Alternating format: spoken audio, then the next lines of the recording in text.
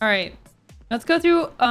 So Stream Hatchet has put out a quarterly report on the, video game streaming trends and industry. So let's go over this and see if there's anything interesting to be had. I mean, I think there's always interesting things that come out of that, out of these things. So let's see.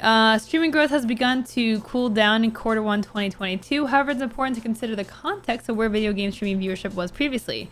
Hours watched across the leading platforms is still up by 66% compared to the same period in 2020. Gaming leaderboards are dominated by Twitch, with all 10 of the top overall streamers and 7 out of 10 of the top female creators broadcasting on the platform.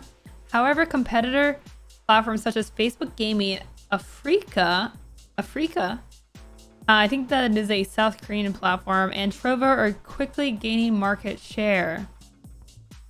For marketers looking to further insight into the behaviors of the Twitch audience, we've taken an in-depth look at the casual core Twitch viewing habits.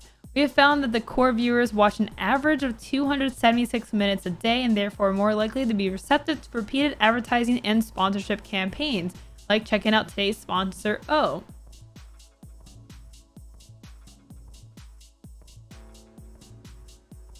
Market insights. Okay. Combine live video games viewership trends across all platforms here. Included platforms are Twitch, YouTube, Facebook, Africa TV, Trovo, Naver TV, Mildom, Nono Live, OpenRec, D Live, VK, Steam TV, Booyah, Garena Live, and Catco TV. These are some new ones for me. So we do see our first slowdown of the pandemic / post-pandemic world that we're in. I'm way more receptive to sponsored streams than I am to full screen and interrupting ads. Yeah. The growth rate of video game live streams achieved as a result of lockdowns from the COVID-19 pandemic has begun to stabilize. Hours watched decreased 6% this year when compared to Q1 2021. This decrease in hours watched may be partially impacted by creator fatigue.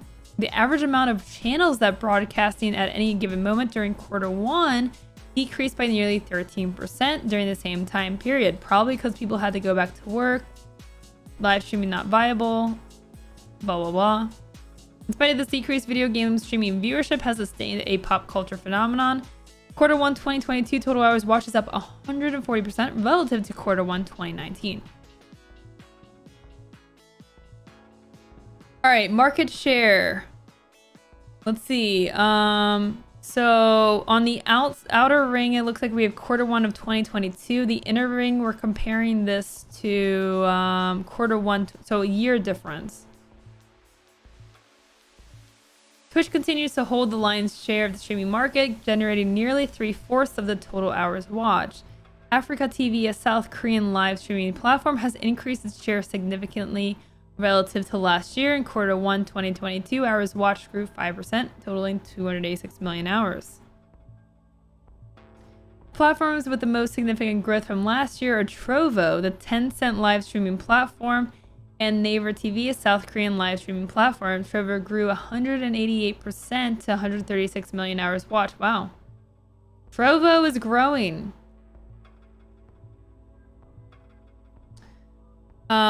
Relative to Twitch, obviously, it's still very small. Twitch is at 72% of market share. YouTube, 13%. Facebook, 9%. And then looks like 3% is at Africa TV. I hate the graph style. It's definitely confusing. I think they're showing that the pie is bigger overall. I think that's the purpose of the difference is like, because then you'd say, oh, well, YouTube is declined 2%. That's not good. But really, it's, I mean, Twitch has captured more total market, but there's more market to capture too. So it doesn't mean that they've necessarily declined. Maybe they just haven't grown as much. A bar graph would have been more effective, probably. I'm not a statistician, so not my strength. All right, so esports across all platforms. I mean, esports I'd say is relatively the same. You know, like that might be within a margin of error there. Just about the same. Esports. So esports hasn't declined, you know, in like, you know, we showed that in general there was a 6% decline in hours watched, but that's not anything due to esports. But that also means that I don't think, I mean, I guess esports isn't really growing either. Esports has continued to rise in popularity each year as gaming continues to break into pop culture. Compared to broader market trends, global esports audiences have been less impacted by the end of global lockdowns. From a historical perspective, esports viewership has increased substantially from pre-pandemic levels, which is the definitive place to watch esports content. It accounts for 80% of the total Q1 2022 hours watched.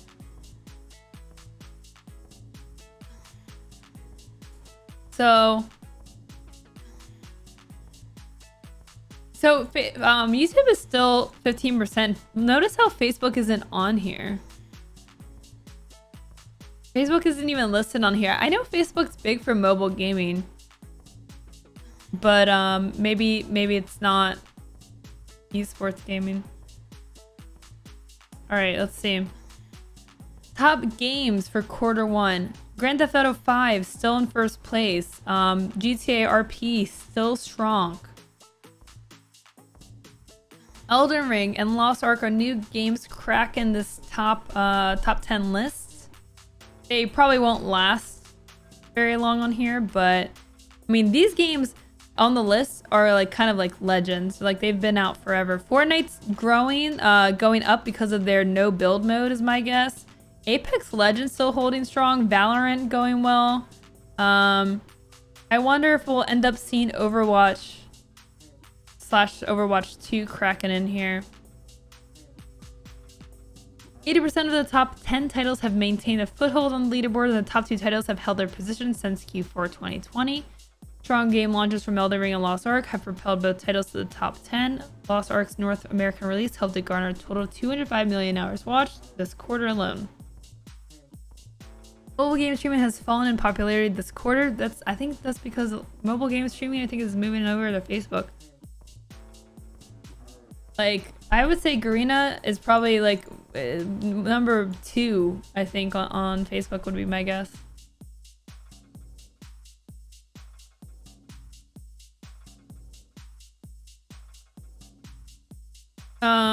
So yeah, this list doesn't really surprise me too much. Top streaming creators, XQC dominating the list as usual, double from number 2. XQC is like just ridiculous. Like, it's just not even close, man. Like, he just is streaming all the time, all day, every day. Like, just, it's just, he cannot be topped. What does he stream? He does react content, games. He does everything. I mean, he's always streaming. Like, he streams millions of hours. Like, he's always on. It's just too bad that he's so toxic, because, you know, he could be making 10x, maybe even higher his rev. I mean, he already is fine, so he's not too worried about it, but like, yeah, he's top dog. This marks the 7th straight quarter he was the most watched channel across all 3 major streaming platforms. Insane. 60% of this quarter's leaderboard was led by non-English speaking channels. As 4 Spanish speaking, 1 Portuguese, and 1 Japanese creator. Juan's Guarnizo saw a huge increase in hours watched when streaming the Egoland 2 Rust server, was shut down in early Feb.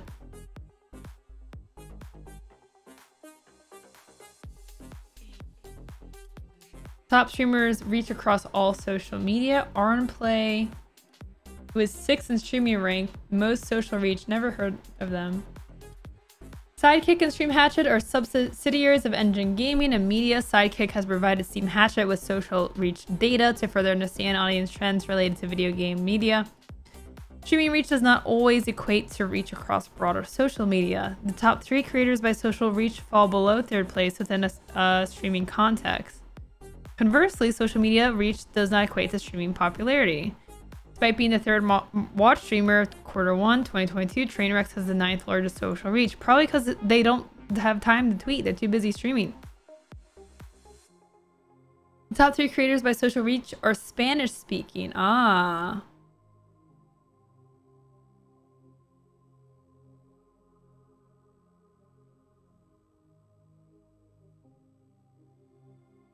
Top female streaming creators of Q1 2022.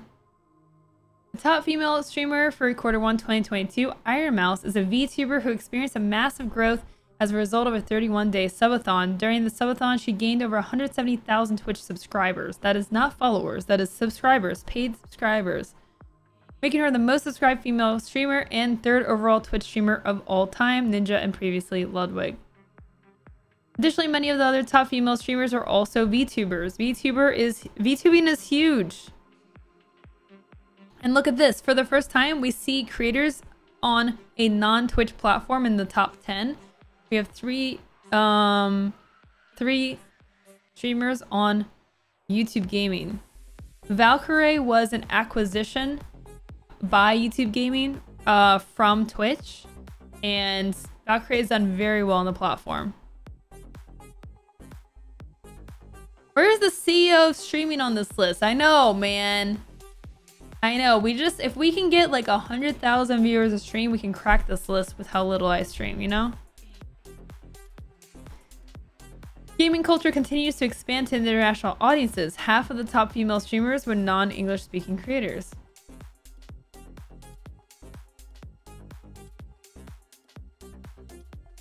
Does Code Miko not stream on Twitch?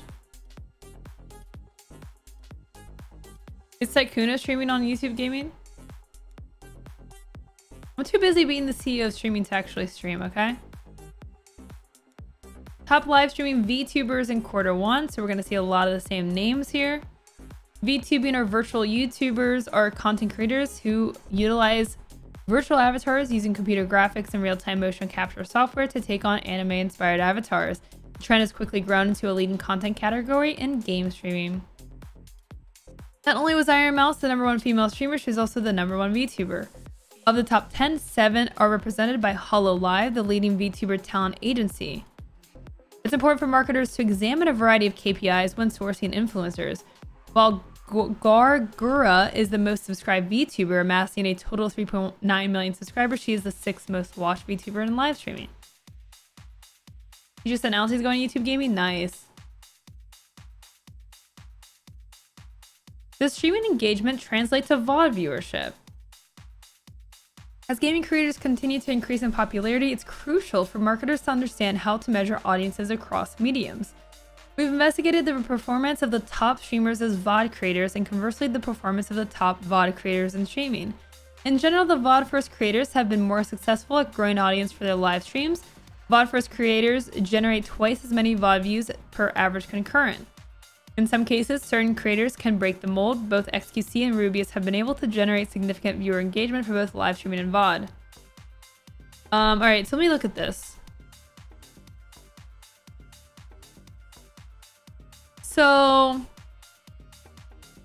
they look at their live hours watched on Twitch, their average concurrent viewership on Twitch, and then the VOD views on YouTube. Man, that's so funny to me. Because VODs on Twitch are just so trash that it's so funny that they're like, okay, so how do they do on YouTube?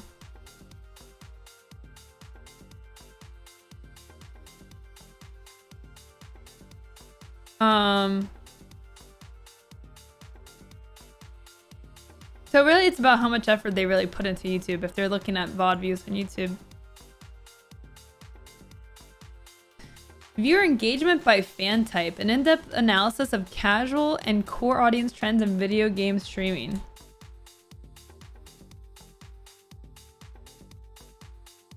Casual and core. Alright, so casual viewers watch an average of 6 hours of Twitch each month. They typically watch streams to laugh and be entertained. Core viewers watch nearly 5 hours of Twitch each day. They are deeply immersed in streamer culture and are interested in the competitive elements of gaming, including esports. Are you guys casual or core? You're probably core if you're here, honestly. If you're here watching me, you're probably pretty core. You're hardcore. So most fall into the casual, but it's a pretty distinct, like, these are not close to each other at all. I feel like there's gonna be a lot that are like closer to core than casual, so I don't really like how this is divided.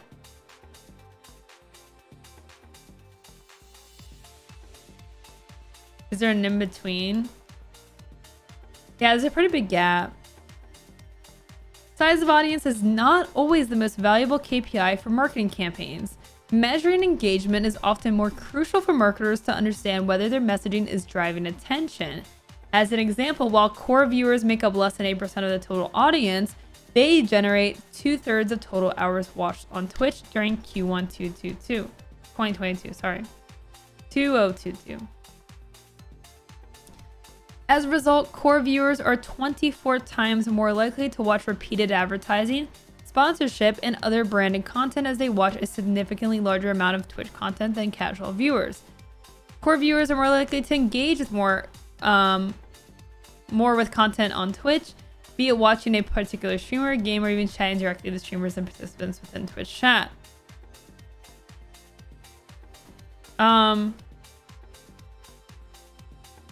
I think that this helps to show that the mid-sized creators are better for sponsorships, and this is something that we've been saying, but this is data to help support it, that mid-sized creators are really helpful, that may actually get better sponsorship turnout and engagement, because you're gonna have a lot of core viewers that are there for that streamer who streams, 4 or 5 times a week, 5 hours a day. They're there, they want to be there, they're part of the community, they recognize the names, like, they're gonna have a lot of core viewers.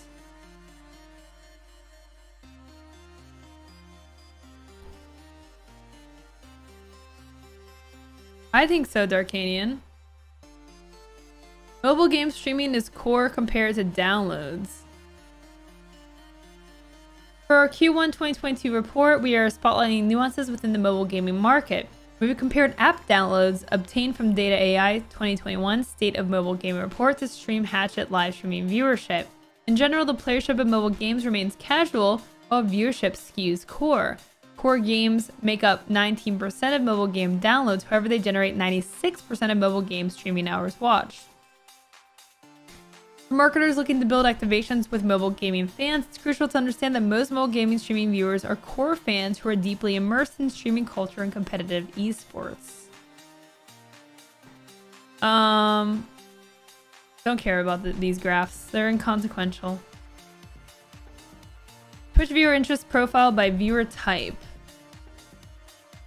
When activating with gaming creators, it's crucial for marketers to have a sense of the type of fan they are reaching. While the casual audience typically offers scale, core viewers offer higher engagement and watch time and chat engagement. I'm telling you, I bet that the percentage of core viewers, this ratio is probably better for smaller creators. I bet you.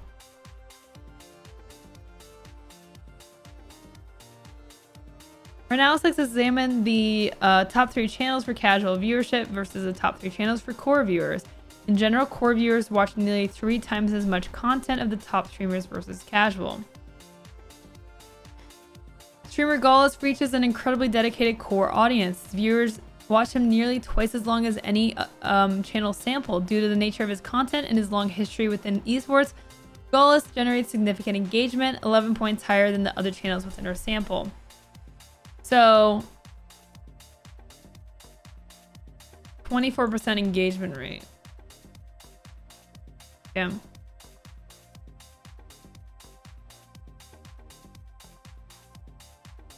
Casual versus core viewership of top game releases.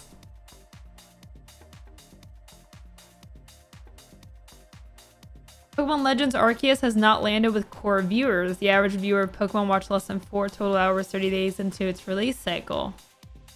Elden Ring and Lost Ark have captivated core viewers and as a result have driven success in broader streaming. That's very interesting. So we got Pokemon Legends here, Lost Ark, and Elden Ring. Very, very interesting. I think this could be pretty helpful for streamers. Maybe you don't play these games specifically, so it's not helpful, but in general, why some games land and some don't. I think this can help like really explain that. Just thinking off the top of my head, I mean, if you have largely casual people watching, a game is going to drop off really hard. Pokemon Legends going to drop off really hard. Elden Ring going to have staying power. Now, there's a lot of reasons why that is. You know, because of the community, the game pool that exists within that community, and who's streaming those type of games, and how community oriented they are. A lot of factors here, but let's see. For game publishers operating live ops games, it's crucial to understand retention rates. Viewers can serve as a top-of-funnel metric to help game publishers understand players. Since GTA 5 was the most watched game in Q1, we're taking a look at the retention rates by fan type. Most of GTA 5 streaming audiences new viewers to the game. 63% of Q1 viewers did not watch the game in Q1 2021 and became either casual or core viewers. That is actually really interesting. So you're like, why the heck is GTA 5 so popular? Also, hello, Rockstar, like, what are you doing? Like, you should work with your creators, man. Like, they're selling your game hardcore. While GTA 5 has gained a significant population of new viewers, it has churned over half of last year's audience, which is fair. This graph is too much for my head, though. I'm not gonna look at it anymore. I'm not gonna stare at it. It's bad for your brain to look at that. Okay, so then they go in and they define everything and they talk about everything. So there you go, guys.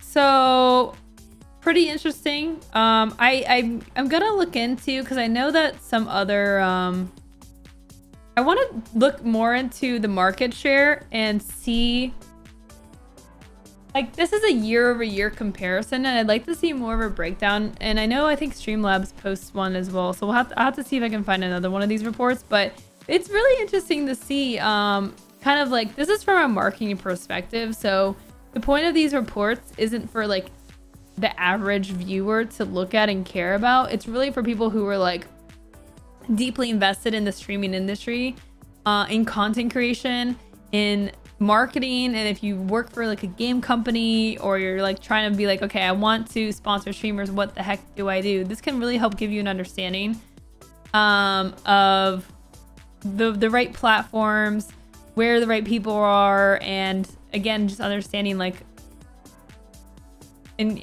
how viewers work, basically, is what this is showing us. It's showing us how dedicated are viewers, where do they sit, what games do they watch, like, you know, what metrics are valuable. And so it's really helpful. So yeah, that's the Stream Hatchet quarterly report. I'll see if I can find another one that we can go through and dive into the stuff even further. I'll wait for the movie. Okay. Well, I went into it, so you can watch the YouTube video.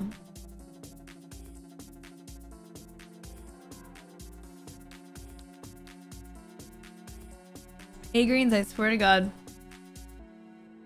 I swear to God, A-Greens. So, if you guys missed any of the stories from today's stream, we're going to be putting the best stories up on my YouTube channel. That's youtube.com/Lowco. We also post bite-sized snippets on TikTok 5 days a week, once a day. So if you are looking to get some bite-sized content, definitely make sure you follow the TikTok. That's going to be Lowco TV on TikTok. Definitely check out those two platforms. But We post only the best content up on there. All digestible. Yummy. Nice and digestible.